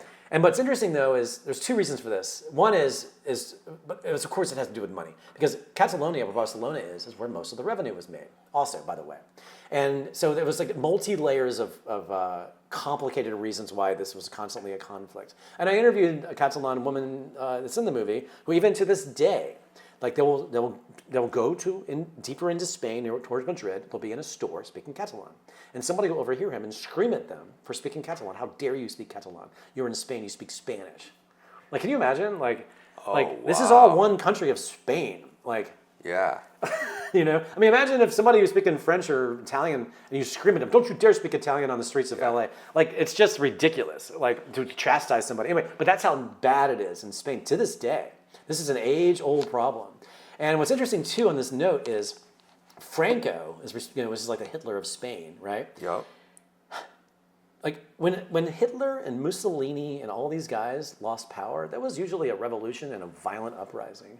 And as Carles Puigdemont, who I interviewed, the former president of Catalonia, said, the only reason Spain became a democracy is because of biology, because Franco died. That's it, because he died, that's it. And then the dictatorship ended, and now we're a democracy because he died of natural causes. Like, Spain is a mess, like, as far as, like, people get mad at America being really corrupt and crazy. Spain is nuts. Like, I learned. Anyway, but I don't want to poo-poo on Spain. Yeah. I mean, it's also a beautiful country, and I really enjoy being there. But I'm just saying, from a government standpoint, like, some of the stuff America does, like, they do way worse. Like, I mean, for example, I think it's okay because I have him on camera saying I didn't include it in the movie. But remember when that van went driving through Barcelona and plowing over people? Mm-hmm. That was totally the Spanish Secret Police organized the whole thing. Yeah. Boom. Once again. And because it was leading up to the Catalonian vote. Yeah. But I didn't put it in the film because I felt like it wasn't relevant to the story. But I thought, I'm going to save this for something, so I guess I'll just tell you now. So the Spanish police staged that as like a terrorist attack? When the president of Catalonia, who's like has a lot to lose by telling something, let me get back to Carles Puigdemont because that's a part of the story. So, but anyway, I'll get back to that. But the point is, I did interview former presidents of Catalonia because they had their own elected presidents. So in this process, and he went to jail. No, he was the only one that didn't. because he managed to get the hell out of there because he went to exile in Belgium. His entire cabinet went to jail. They spent 2 years in jail, didn't At least, they? I think longer. Oh my gosh. I think some of them might even still be in jail, frankly. I mean, I don't even know. It's been many years. It's been 5 years, but I mean, I don't follow it like I used to. Yeah. But no, I mean, yeah, it's in the movie. I mean, when they were all being sentenced and everything. You had to become one of the most popular people in Catalonia at one point. Well, yeah, I was when this thing hit. Yeah. Absolutely, I was like a superstar until it was yanked off of Amazon Prime. Yeah. And then yanked off of YouTube certainly after. But no, and Andorra, everybody knew my name when this thing. Anyway, so The medical shit blows my mind. That I can understand, medical misinformation, but a fucking story on a bank? yeah. So once I started meeting more and more bankers, and they all kept telling me the same thing, like this has to do with Madrid using its Spanish secret police to try to take out the Catalonian leadership's money. They thought that if we can blow up their banks, like metaphorically, and take away their money, it'll at least slow them down. Because Catalonia had really gained some momentum as far as their independence movement. I left that part out. So Catalonian has forever tried to gain independence from Spain. And not only is that insulting to Spain from a philosophical point of view, but Catalonia is where all the money is. And so if Catalonia separates from Spain, like that's where Barcelona is, Spain would be hurt tremendously from a financial point of view. So at the very least, financially, they cannot let Catalonia separate from Spain. Yeah. And again, it's from years, generations of abuse from the Spanish to the Catalonians. It's not just about them Catalonians being greedy and want to keep the money. They're like sick of Spain and their treatment towards Catalonia. So yeah, once I started really wrapping my head around this, I'm like, okay, well, I have to unravel this. I can't just say that. I mean, I have to hold on to my integrity and like somehow prove it, right? So after enough time, like anything, you spend enough time on the ground, meeting people. Then at this point, they were watching my previous movies. Like they found Burzynski and went, oh, okay, all right, this guy, wow. And they were like asking me all these questions about it. Because it was kind of similar to their story, but in a totally different, world. And so it was one of those situations where one thing led to another, and I had to think on my feet really fast. So I would meet people and be like, what are you doing now? Like we'd talk like this, like I'm staying at this hotel, or I'll be in my own hotel lobby. And I'd be prepared for this. I'd have cameras set up just in case they'd say yes. Like Pablo, this guy's young guy named Pablo, I can't remember his last name. He's in my hotel room. I just went right upstairs, got him.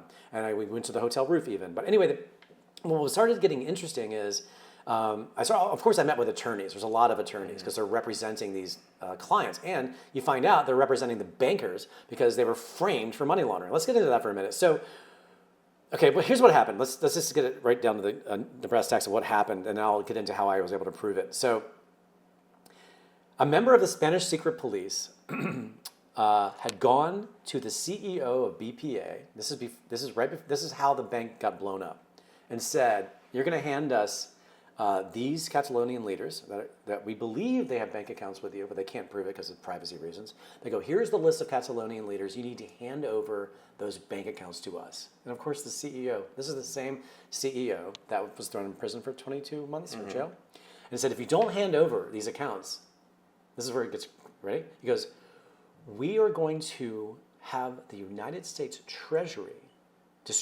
we will have the United States destroy your bank. Simple as that. If you do not hand over these accounts by this deadline, we will have the United States destroy your bank. So the Spanish secret police drives to Andorra and threatens Andorra's bank, BPA, one of them, with the United States. Like what? Right? Like how does that even add up, right?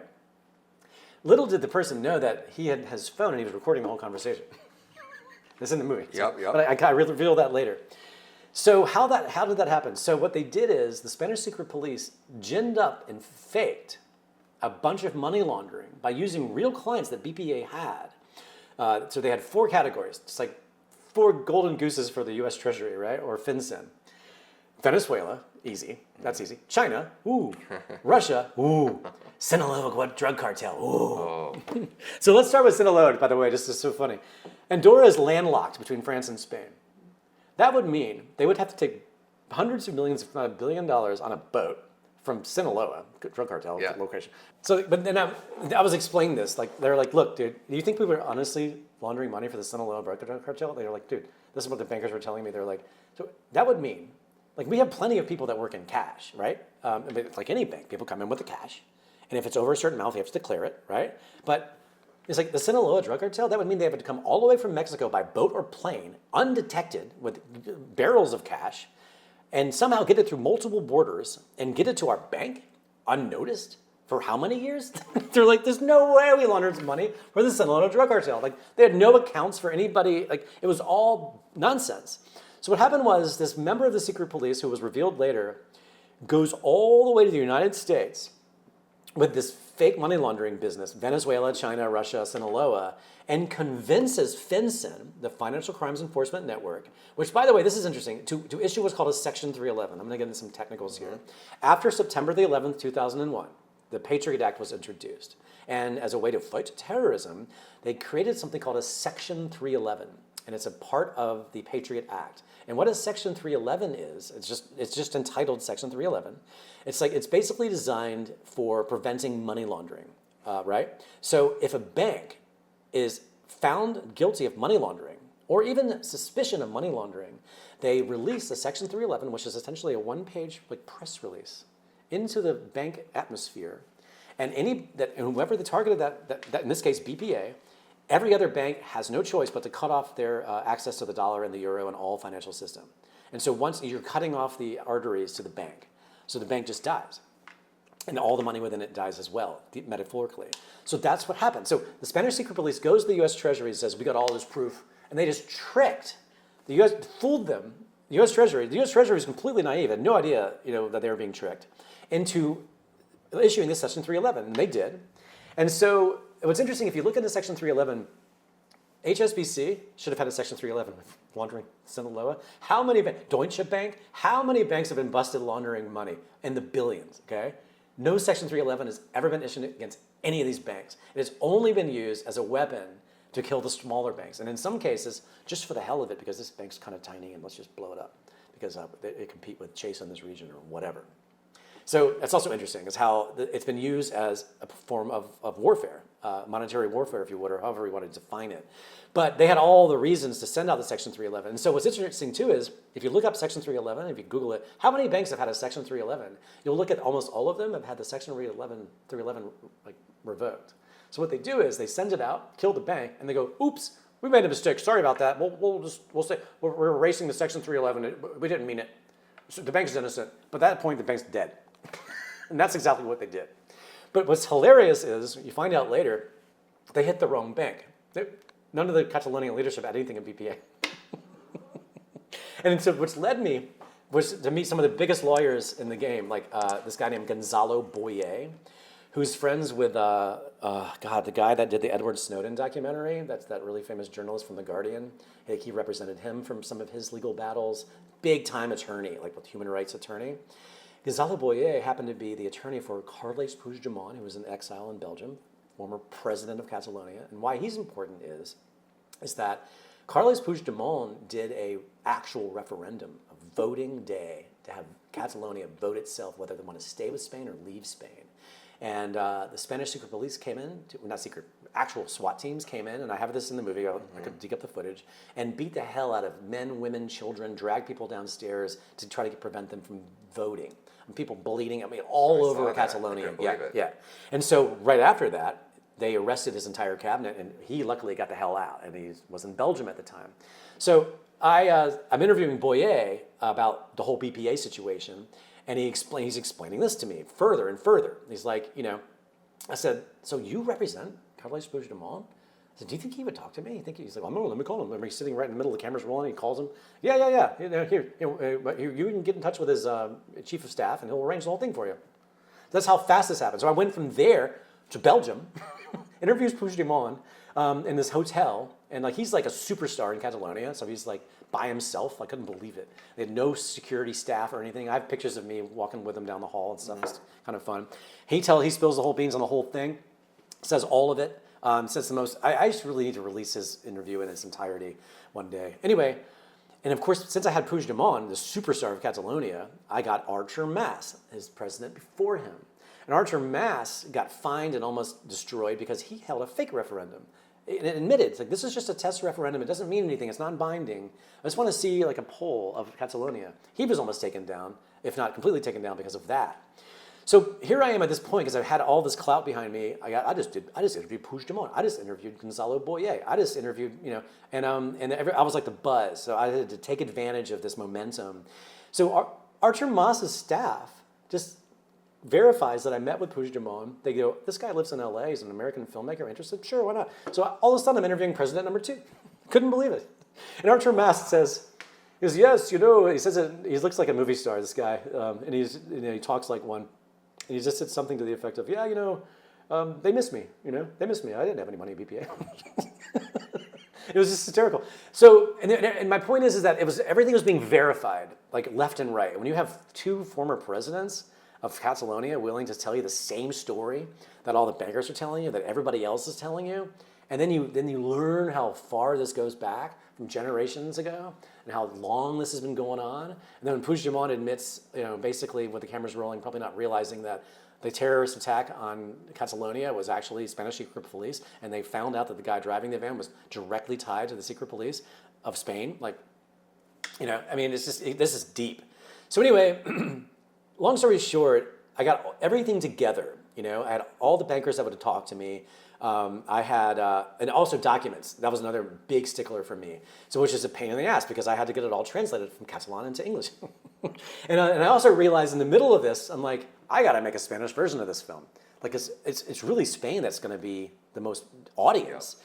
So I actually managed to raise the money through people financing this to pay for the biggest Spanish narrator in Spain who would do the voice for Brad Pitt or Tom Cruise whenever a movie goes to Spain. He narrated the whole thing. I was going to do it in Catalan as well, but I was able to blow it open. And so much, and the biggest smoking gun was the recording that the CEO had. And so what's interesting is the CEO recorded it, was arrested shortly after that.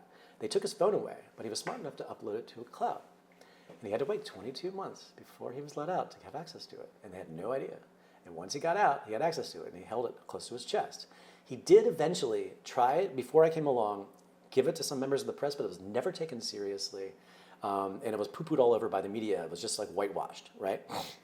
And so that was it. Like that was like the ultimate smoking gun, like to basically conclude the movie with this was the plan all along. We even identified who the member of the secret police was. I can't pronounce his name, but who went to the U.S. Treasury because everybody was at such point that was involved on the Madrid side was so proud of what they had done, they were getting sloppy. And so he even went on camera explaining what he did, but with his face blacked out, with his face changed. But you could see in the silhouette, and you could see by his mannerisms, and you can match him up. And then he later was uncovered to be that's the same guy that went to the Treasury. That he just, it just all fell together. Like any good problem, especially when somebody does something this conspiratorial successfully, it just gets messy. People get clumsy, and they start making mistakes, and that's what the Spanish did. And they just left a trail of breadcrumbs. And also, too, people, because they were so corrupt, people that were arrested, that were involved in it, had to start falling on their knives and getting arrested for other reasons, but they were also involved in the BPA cover-up. So they, to try to help them get out of trouble, they were spilling the beans on how they helped BPA get blown up. So it just kind of dominoed by the time I came along. And sure enough, I'm in Andorra, and I ended the movie with the bankers on trial still for the fake Venezuelan money laundering, Sinaloa, still China and Russia. And I didn't understand anything going on in the courtroom, but so the bankers are still facing multiple years in prison and hundreds of millions of dollars in euros, fines or whatever. I don't know the exact amount. The bankers are still facing charges. And the bank holders hardly any of them gotten their money back. But the only thing the movie did do is that I also had the resources to hire PR. So I got a glowing review in The Guardian, which I've never had a review in The Guardian before. And of course, The Guardian's like, for things like this. And it just wrote a glowing review. And it was so good that all of the bloggers and the media across Spain and Andorra and France started doing articles about the Guardian article. Yeah. It's like, holy shit, it was reviewed in the Guardian, glowingly. And Catalonian television approached me and said, well, first of all, the Spanish PR people couldn't go anywhere because nobody in Spain would allow any of the truth to be published. So it was a waste of money on behalf of the financing. It was a lot of money for Spanish PR. They just hit walls. The highest, most powerful PR firms in Spain couldn't go anywhere, even within Catalonia. And then my tiny little American PR person who I've used for years, who only does movie reviews. She doesn't even try to hit the big media. She's the one that got me in The Guardian, not those people, Anyway, but Catalonian television, because they had every reason to be behind this, it was so insane, the story, it was too hot for them even. So what they did, they redid my movie. They got the CEO to go on camera and told it in a nice way. They didn't use any of my footage, but they just retold my story on Catalonian television. So I was kind of proud and no, at least I broke through. And at least, and the narrative went from conspiracy theory nonsense, there's no way Spain's secret police did this with America's help and blah, blah, to fact. It's finally today, everybody admits it's fact. But because Andorra is such a closed off country in every way, and it's a kangaroo court, they have no choice but to continue on the facade that there was really money laundering there. And this is still going on. But just recently, I can send you the article, it's just a couple of weeks ago, one of them has finally been expunged. I think Sinaloa finally went away, and the second one was, I can't remember if it's Venezuela, China, or Russia. Maybe it's Russia. Finally went away, so it's being whittled down. But so they still have 2 of the 4 left. So Andorra's judicial system still chipping away at it, because they have to make it look like those really money laundering. Otherwise, it just blows up in their face. You know what I mean? And then they would be held accountable to release the billions of dollars that they have. Well, it's roughly about €1 billion. And it's a lot of money, but it's a small bank. But it's still a lot of money, right? And people's entire retirement accounts were in there, But so it's a lot of money, but. The problem is, and I've asked this question to everybody, and some of the lawyers went on camera and just burst out laughing. They're like, no, nobody's going to get their money back. Some people will, but it's a mystery as to what was used to fund all this extra stuff in Andorra. Where did they get the funding from? So there's a high probability that they've been funneling money out of BPA's, people's bank accounts, and to fund things like fighting the court case against the bankers that isn't real. You know what I mean? Funding has to come from somewhere. And there's no audit to see where it's coming from. You following this? So there's a lot of reason to believe it. I don't want to make people watching this who have money in BPA to get disappointed. And it doesn't mean they can't get their money back. I'm not saying that. It's just that I was told by every attorney I spoke to and anybody close to this that there's no way everybody's getting their money back. It's just not going to happen. And even Silvestri is one of the attorneys who said he lost everything. He and his wife both lost everything. They had to start from zero. He was one of the attorneys in the case that's representing bankers or clients. But he's also had an account in BPA. Yep. Right. So and even he's like, I'm not going to get my money back. So he's a younger looking guy. He has glasses. He's skinny, very kind of animated. Okay. He's younger for sure. Silvestre. It's Sylvester, but in this Catalonian version of Silvestre, I assume. But he talks about how he and his wife lost everything. He's the one that he's talking about, because they had to try to find money laundering in the bankers. That's another thing that's hilarious, is that there was the job, actually, I've left that a big part of this. A huge auditing firm from America was sent to Andorra to find Pricewaterhouse to find the money laundering. Okay, but they couldn't find anything. So they had to find dumb shit. Like, this person bought a Ford for €300, an old used Ford. But where did they get the €300? Oh, it was cash. I got it from. You can't prove you got money laundering. That kind of stuff. That was one of Silvestri's little bits in my movie. So, but this debacle is still going on to this day. It's almost a it's almost a comedy if it wasn't so horrible. But because Andorra doesn't have to answer to anybody, because they're a private, they have their own sovereignty, and the judicial system, and kind of like the incestuous relationship with FTA, and it's the same thing. They have to continue on this theatrical charade. And it's still kind of continuing to this day. It's the best I could, yeah. And so PricewaterhouseCoopers is connected to Jordi Cinca. Right, that's another, Yeah, tell me about this guy. Well, there's tentacles everywhere with all of this. Yeah. And it's been a little while since I've been in this, but Jordi Cinca is a very shady character. I mean, he was involved, he's involved with some kind of warlord in Africa, I believe, who was involved in the gold mining trade, where these are people that have their arms and legs cut off, for being accused for stealing gold. Jordi Cinca was diamonds, wasn't it? Diamonds, excuse me, blood diamond trade, excuse me. And Jordi Cinca was backing this guy. Jordi Cinca and Jordi Cinca's entire family, are involved in all kinds of shady stuff, as well. But what's interesting too is, Jordi Cinca, there's enough evidence to believe that Jordi Cinca chose Pricewaterhouse in exchange for having a position at Pricewaterhouse. And once the media got a hold of it and just the general public, he had to kind of pull back and go, okay, no. Yeah. And now shady Jordi Cinca is in charge of Andorra's retirement system, last I had checked. Yeah. That was at least when I was finishing the movie. So So in regards, when you have a lot of money and you open up a new bank account, there's a whole compliance section. So especially in a sort of tax haven situation like Andorra, even though it technically was a tax haven, as a side note, BPA wanted to be one of the only like above board banks in Andorra. So when the Sierco brothers bought BPA, the Sierco brothers had a long history with Andorra, people that owned BPA, which kind of adds to the story. They made their fortune because they came into Andorra back when Andorra had a population of 10,000, and they managed to license Philip Morris cigarettes from America.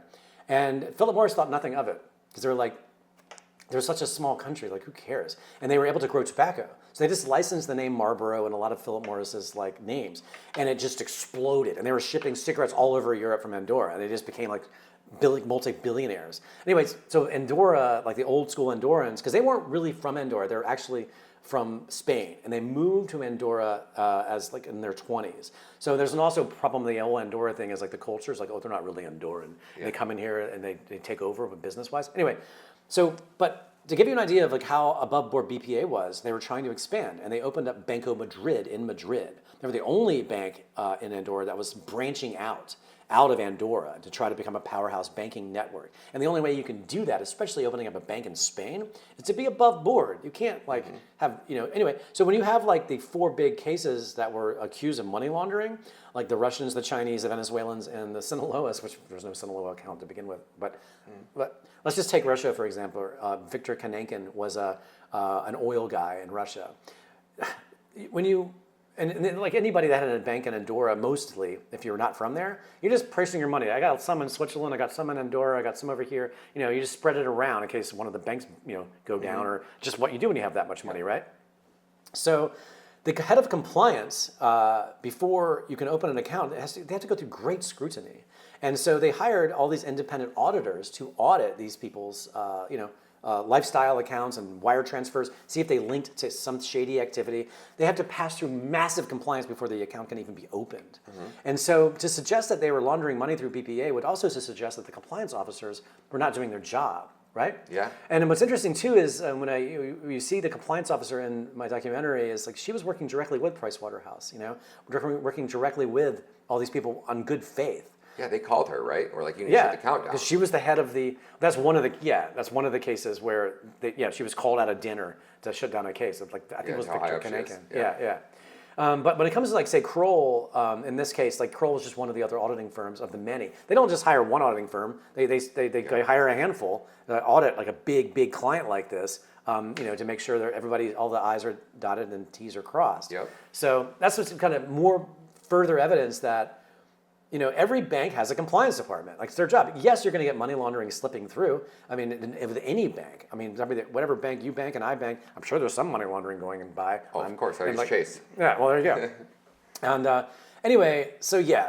I mean, not only was I able to prove that, that this was all sort of created by Spanish secret police, but it's so ludicrous that these clients that they were accused of money laundering when there's all this verifiable data of all the top auditing firms, at least in the region, audited and like it went through all the compliance process before opening the account. Because they wouldn't even be allowed to open the account without this proper regulation to be covered, especially if you wanted to remain an above board bank. You know what I mean? Yeah. Yeah. There was such a paper trail in every direction showing that how ludicrous the case to this day still is, that any money laundering was like happening. Again, I have to say it again. Yet you have HSBC and Deutsche Bank and all these banks that have laundered such an outrageous amount of money. Wasn't it HSBC where they had to like redesign the window so they could shove the briefcases through of cash? And what's so ironic about this on the side note is money, when you have a banking license, you have a license to launder money. It's simple as that. I don't care what you say, or anybody says, when you are a banker, if you run a big bank, part of your overhead, your money is laundering money. Yeah. And it's how do you get away with it? Because the fines that you get, if you launder $30 billion for whoever, and you only have to pay $4 billion in fines, just came out way ahead. You just smack on the wrist and yeah, off you go. And you find out how to launder again. Because the fine is always much less than how much profit you made. Not to mention, you're certainly not going to get a Section 311 issued against you. Imagine if a Section 311 got issued against HSBC for the Mexican cartel. Oh, gosh. How many people's accounts would have been frozen? What a nightmare that would have been. It would have been catastrophic. But it also goes to show that Section 311 is frankly bullshit and is used as a weapon and is not being used at all for what it was designed to be used based on the legislation within the Patriot Act. It's like the Magnitsky Act, but it basically labels you as a domestic terrorist or money launderer or trafficker, and then they can basically sanction you as the individual. They can freeze your visa, and then they can freeze all of your assets here in America. So our government uses these techniques to basically... It's not even just America. Like, look what happened in Canada with the protests going on there with the truckers, and all of their accounts were frozen. So the point is, too, is that, which is kind of another tentacle to the story, is that if you're in the mainstream commercial financial banking system, you know, not only is the money not yours, but you can be turned off at any point.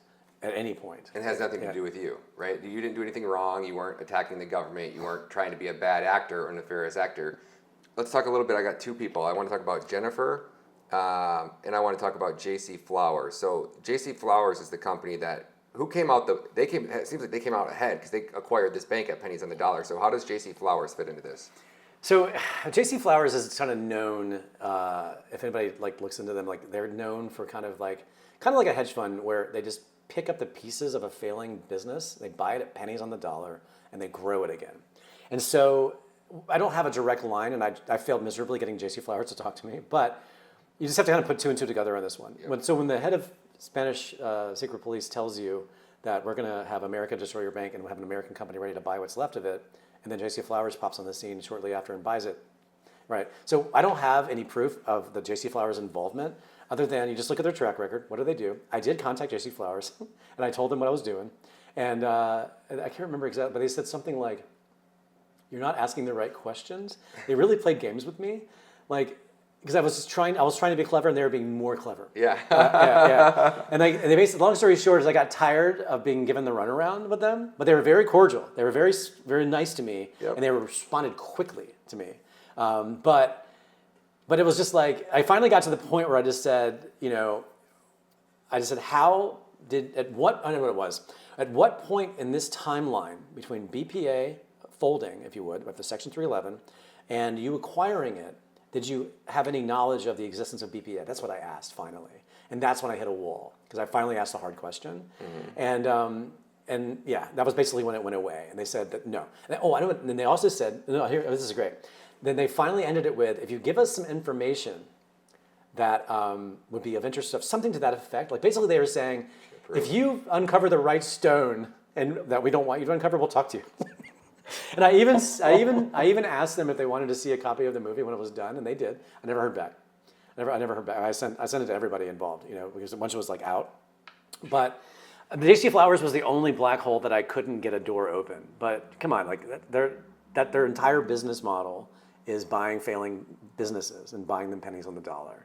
So whether or not J.C. Flowers knew about it and was lined up, but J.C. Flowers, to their credit, maybe, who knows, maybe they were just approached because everybody knew J.C. Flowers would buy it. Once it was taken care of, maybe they had a short list. Yeah. J.C. Flowers is one of them, maybe, So in a way, J.C. Flowers is just doing their job. Like they had no part of this conspiracy.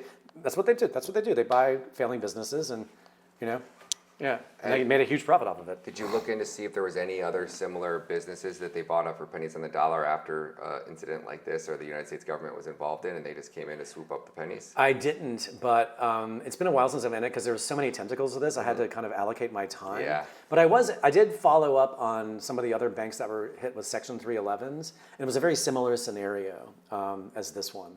And almost everyone, the Section 311 was rescinded. It was pulled out. It's bullshit. It was because of, Yeah, think about how many lives they destroyed and how, like the person that's laundering money, the cartel member, is he destroying more lives, or are these people that are in control of having that much power destroying more lives? How many people's lives got completely destroyed from the Andorra collapse? There was at least 1,000 clients that have money still in there today, right? Yeah, I think I included some of this in the movie, but some people were suffering from cancer and they had health issues and they couldn't pay for their own medical bills because they had no access to their own money. It was devastating. So for the little guy, it was devastating.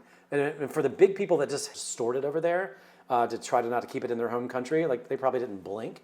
I'm sure they're annoyed by losing the money, but yeah, the majority of the accounts were local Andorrans who banked at the local and BPA because it was only an Andorran-based bank. But anybody that had less than 100,000, they basically released those funds right Yeah, away because they didn't want the masses pissed off, right? Yeah, that is a part of it. They just went ahead and pleased, tried to, for 90%, probably 99%. PR reasons. Yeah, they just got, yeah. Yeah, because the majority of the wealth was what they technically are now profiting for, benefiting from having access to billions. Well, yeah, I or mean, millions. it's the big clients that make you the money. I mean, that's why if you remember, like some of these bankers, like they would fly to Russia and meet with Victor Knicken, if you remember. Yeah, I saw that like part. Santi did, and like you have like your own private banker when you have that much money involved, and that's where the money is the big boys.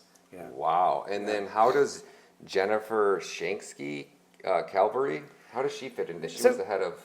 It's just an interesting coincidence, and it's kind of ironic because I just thought it was interesting because I was looking at every tentacle I could within reason and put in the movie I thought was relevant.